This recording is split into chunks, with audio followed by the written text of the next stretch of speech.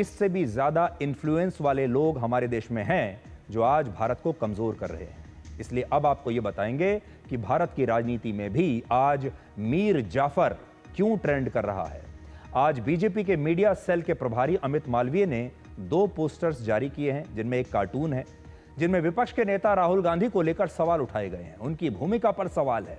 इनमें पहले पोस्टर में राहुल गांधी को पाकिस्तान के प्रधानमंत्री शहबाज शरीफ के साथ दिखाया गया है और इसमें शहबाज शरीफ उनसे कह रहे हैं कि जोर से पूछो, और राहुल गांधी फिर पूछ रहे हैं कि भारत ने इस युद्ध में कितने एयरक्राफ्ट गंवाए हैं। ये कार्टून है जो आज अमित मालवीय ने पोस्ट किया है। इस कार्टून को आप देख लीजिए। इसमें राहुल गांधी दिखाई दे रहे हैं, शहबाज शरीफ के कंधे पर चढ़कर वो सवाल पूछ रहे हैं भारतीय सेना से। दूसरा पोस्टर देखिए, जिसमें आधा चेहरा राहुल गांधी का है और बाकी का आधा चेहरा पाकिस्तान के आर्मी चीफ जनरल असीम मुनीर का दिखाया गया है और बीजेपी आरोप लगा रही है कि राहुल गांधी भारतीय सेना के उसी नुकसान की जानकारी मांग रहे हैं जिससे पाकिस्तान को फायदा होगा। हालांकि कांग्रेस ने इन पोस्टर्स को विवादित और अपमान करने वाला बताया है। राहुल गांधी ने विदेश मंत्री एस जयशंकर के एक बयान का हवाला देते हुए भी हाल ही में कहा था कि सरकार ने पाकिस्तान में आतंकवादी अड्डों पर हमला करने की जानकारी वहां की सरकार को दी थी और इस वजह से भारत ने इस युद्ध में अपने कई एयरक्राफ्ट गंवा दिए। यह अब सरकार को बताना चाहिए और राहुल गांधी की इस मांग को लेकर बीजेपी उन पर पाकिस्तान की मदद करने का आरोप लगा रही है, क्योंकि राहुल गांधी ये पूछ रहे हैं साफ साफ कि हमारी वायुसेना ने इस युद्ध में कितने विमान खो दिए हैं और वो ये भी सवाल कह रहे हैं कि विदेश मंत्री ने यह जानकारी किस अधिकार के साथ पाकिस्तान को दी इस हमले की। यह सारी राजनीति भी तब हो रही है जब विदेश मंत्रालय अपने बयान में यह स्पष्ट कर चुका है कि भारत ने ऑपरेशन सिंदूर से पहले पाकिस्तान को कुछ नहीं बताया था और विदेश मंत्री एस जयशंकर के बयान को गलत तरीके से पेश किया जा रहा है उनके अपने ही देश में। लेकिन राहुल गांधी फिर भी सरकार से भारतीय सेना को हुए नुकसान की जानकारी जानना चाहते हैं और कांग्रेस और विपक्ष के नेता भी अब उनका समर्थन कर रहे हैं। आप पहले हमारे विपक्ष के कुछ नेताओं को आज सुनिए, जिनका कहना है कि राहुल गांधी की मांग बिल्कुल जायज है और भारत को बताना चाहिए कि पाकिस्तान ने उसके कितने एयरक्राफ्ट नष्ट किए हैं। अरे सवाल पूछा जा रहा है, जवाब दीजिए। जो डीजीएमओ ने हमें बताया, पूरा देश उससे संतुष्ट है, उसमें कोई शक नहीं कि पाकिस्तान के कितने जेट गिराए, कितना उनको नुकसान किया, हमें बड़ा गर्व है इस बात पर।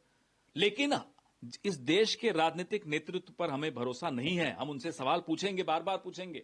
आप खुद बोलते हैं आपने पाकिस्तान को पहले ही सूचित कर दिया, पाकिस्तान को सूचित कर दिया और पुंछ के नागरिकों को नहीं किया। सवाल पूछने वाले ने देश हित में ही ये सवाल पूछे थे, लेकिन अब इस पर जो प्रतिक्रियाएं आ रही हैं या काउंटर प्रतिक्रिया आ रही है, उसके लिए सबसे बेहतरीन खूबसूरत प्लेटफॉर्म भारत की संसद है। सरकार का काम यह है कि वो इस बात को क्लियर करे कि क्या हमारे राफेल सब सेफ हैं, क्या हमारे बाकी जहाज सब सेफ हैं, तो लोगों का भ्रम दूर हो जाए।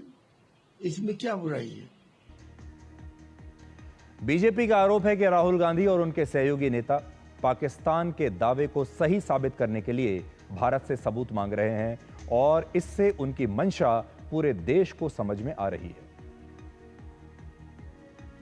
मुझे क्या लग रहा है कि कुछ लोग जाने अनजाने में पाकिस्तान के पाखंडी प्रोपेगेंडे के प्रॉक्सी प्रमोटर्स बनते जा रहे हैं और जो लोग पाकिस्तान के पाखंडी प्रोपेगेंडे के प्रॉक्सी प्रमोटर्स बनने की भूमिका निभा रहे हैं, ये वो लोग हैं जो लोग कभी देश के संविधान पे सवाल खड़े करते हैं, संसद पे सवाल खड़े करते हैं, संवैधानिक संस्थाओं पे सवाल खड़े करते हैं और अब सेना पर और हमारी सुरक्षा पर भी जो है वो बवाल करने की कोशिश कर रहे हैं। आप पाकिस्तान को ऑक्सीजन देने का काम करते हैं और शायद इसीलिए इसमें कोई संदेह नहीं है कि हाफिज सईद जो कुख्यात आतंकवादी है, उसने एक बार एक इंटरव्यू में कहा था कि कांग्रेस एक अच्छी पार्टी है, हाफिज को राहुल पसंद है और आज हम सब जानते हैं हाफिज को राहुल क्यों पसंद है। अब हम राहुल गांधी की इस पूरी राजनीति को आपके लिए डिकोड करते हैं और 4 पॉइंट्स में ये डिकोड करना आज जरूरी होगा।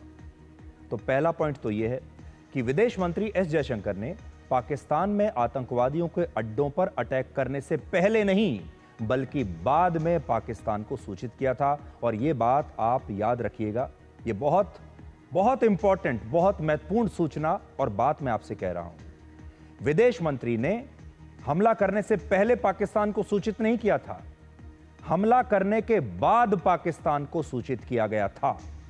और इसलिए यह सवाल ही पैदा नहीं होता कि पाकिस्तान को हमले से पहले कोई भी जानकारी रही होगी। यह फोन पाकिस्तान को यह बताने के लिए किया गया था कि भारत ने सिर्फ आतंकवादी अड्डों को ही निशाना बनाया है और पाकिस्तान यह ना समझे कि भारतीय सेना ने पाकिस्तान पर हमला कर दिया है। भारतीय सेना ने भी इस पर बाकायदा प्रेस कॉन्फ्रेंस की थी और कहा था कि भारत ने पाकिस्तान के किसी भी सैन्य ठिकाने को निशाना नहीं बनाया, किसी भी सैन्य ठिकाने पर हमला नहीं किया, ना ही किसी सिविलियन को अपना निशाना बनाया है। और यह कार्रवाई पाकिस्तान के खिलाफ नहीं बल्कि सिर्फ भारत के दुश्मन आतंकवादियों के खिलाफ है। तो बड़ा पॉइंट जो आज आपको याद रखना है वो ये कि यह जानकारी पाकिस्तान को दी गई थी, लेकिन हमले से पहले नहीं, हमले के बाद दी गई थी। और वो भी इसलिए कि कहीं पाकिस्तान यह ना समझ ले कि पाकिस्तान पर भारत ने हमला कर दिया है। यह हमला पाकिस्तान पर नहीं था। यह अलग बात है कि पाकिस्तान ने इसे अपने ऊपर ही हमला माना और फिर पाकिस्तान की सेना ने हम पर हमले शुरू कर दिए। दूसरा पॉइंट, पाकिस्तान पहले दिन से यह दुष्प्रचार कर रहा है कि ऑपरेशन सिंदूर के दौरान उसने भारत को बड़ा गहरा नुकसान पहुंचाया है, उसने भारत के 5 फाइटर जेट्स को नष्ट कर दिया है। पहले दिन से दुष्प्रचार कर रहा है, लेकिन पाकिस्तान अपने इस दावे के समर्थन में आज तक एक भी सबूत नहीं दे पाया, एक भी तस्वीर नहीं दे पाया, एक भी सैटेलाइट पिक्चर नहीं दे पाया। उनके लोगों से जब पूछा जाता है तो वो कहते हैं कि सोशल मीडिया पर देख लीजिए, और सोशल मीडिया पर पुरानी न जाने कब की कहां की तस्वीरें चल रही हैं जिन्हें पाकिस्तान इस युद्ध की तस्वीर बता रहा है। भारतीय वायुसेना भी ये कह चुकी है कि युद्ध में नुकसान तो होता ही है। कोई भी देश जब युद्ध में जाता है तो नुकसान तो होगा ही, ये किसी से छिपा हुआ नहीं है, हमारा ही नहीं, इस दुनिया में जिस भी देश की सेना युद्ध में जाती है उसका नुकसान होता है। लेकिन अभी हमारी वायुसेना अपने इस नुकसान के बारे में कोई आंकड़े नहीं देना चाहती, यह हमारी वायुसेना ने कहा है। और क्यों नहीं देना चाहती? क्योंकि पाकिस्तान इन आंकड़ों का फायदा उठा सकता है। अब बड़ी बात यह है कि मान लीजिए अगर भारत आज ये कह भी दे कि उसका कितना नुकसान हुआ है, उसके कितने विमान नष्ट हुए हैं, तो इसके बाद राहुल गांधी क्या कहेंगे? इसके बाद क्या वो ये कहेंगे कि भारत इस युद्ध में पाकिस्तान से हार गया और वो इस हार पर अपनी राजनीति चमकाकर प्रधानमंत्री मोदी को अपना निशाना बनाएंगे, भारत को ही अपना निशाना बनाएंगे, भारतीय सेना को निशाना बनाएंगे और पूरी दुनिया को वो आंकड़े देंगे जिसका कोई सबूत आज तक पाकिस्तान दे नहीं पाया। लेकिन राहुल गांधी अब उसी पाकिस्तान के लिए सबूत जुटा रहे हैं, जानकारियां जुटा रहे हैं और फिर पूरी दुनिया में जाकर बताएंगे कि असल में यह युद्ध भारत हार गया।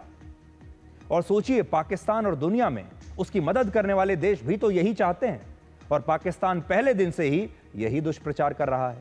और अब राहुल गांधी भी खुलकर यही बात कह रहे हैं।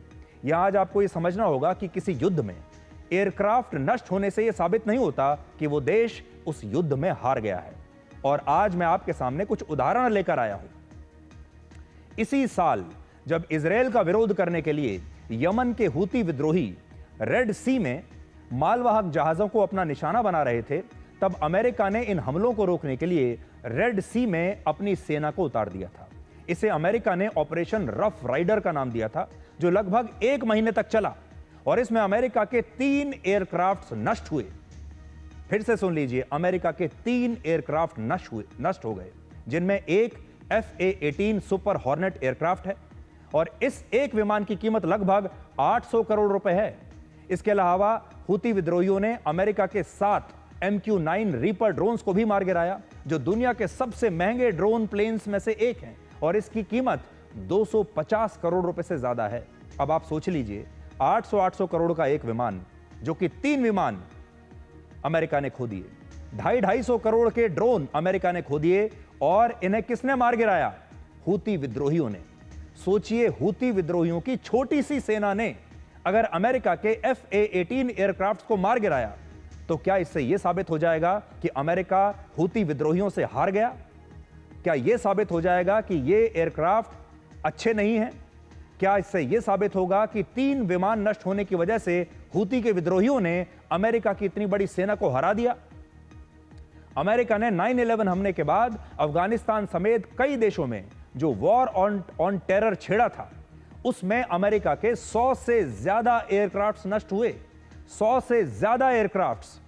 लेकिन इसका मतलब यह नहीं था कि अमेरिका यह युद्ध हार गया और आतंकवादी जीत गए। इसी तरह वर्ष 1991 के खाड़ी युद्ध में अमेरिका के 63 मिलिट्री एयरक्राफ्ट नष्ट हुए थे, 63। लेकिन इस युद्ध में भी हार अमेरिका की नहीं हुई, बल्कि हार हुई इराक और सद्दाम हुसैन की। और सबसे बड़ी बात यह कि नुकसान किसी भी युद्ध का हिस्सा होता है, लेकिन यह युद्ध में हार और जीत को तय नहीं करता। आप एक और उदाहरण से भी यह समझ सकते हैं। 5 दिसंबर 1971 को पाकिस्तान के मशहूर अखबार डॉन ने अपने फ्रंट पेज पर एक खबर छापी थी कि पाकिस्तान ने 1971 के युद्ध में भारतीय वायुसेना के 49 लड़ाकू विमानों को नष्ट कर दिया है। तो सोचिए, 49 लड़ाकू विमान अगर हमारे नष्ट कर दिए पाकिस्तान ने, उसने यह दावा किया है, तो क्या इसका मतलब यह था कि अपने लड़ाकू विमानों को गंवाने के कारण भारत 1971 का युद्ध हार गया? यह बिल्कुल सत्य नहीं है। हकीकत यह है कि अपने लड़ाकू विमानों को खोने के बाद भी भारत ने पाकिस्तान के 93,000 सैनिकों को बंदी बना लिया था। पाकिस्तान ने सरेंडर कर दिया, उन्हें सरेंडर करके अपनी हार माननी पड़ी और उस युद्ध में भारत पूरी तरीके से जीता था और दुनिया के हर देश ने इस जीत को माना, स्वीकार किया। लेकिन आज हमारे देश में कुछ विपक्षी नेता पाकिस्तान के दावे के आधार पर नष्ट हुए भारतीय विमानों की संख्या जानना चाहते हैं। उनकी रातों की नींद उड़ी हुई है, क्योंकि उन्हें किसी भी कीमत पर नुकसान जानना है। पाकिस्तान का नुकसान नहीं जानना, उन्हें भारत का नुकसान जानना है। पाकिस्तानी सेना ने कितने एयरक्राफ्ट गंवाए, इसमें उनकी कोई दिलचस्पी नहीं। उन्हें तो यह जानना है कि हमारा कितना नुकसान हुआ। और इसीलिए हम कह रहे हैं कि ये हमारे अपने देश में आज के मीर जाफर हैं, ताकि ये सारे लोग साबित कर सकें कि इस युद्ध में भारत की सेना पाकिस्तान पर भारी नहीं पड़ी है। अब आप ही बताइए कि क्या ऐसे लोगों को आप कभी भी देशभक्त कह सकते हैं? हमारे देश की सबसे बड़ी समस्या यह है कि यहां राजनीति बहुत होती है, हर बात पर राजनीति होती है, और इस बात को आप अगली खबर से समझेंगे।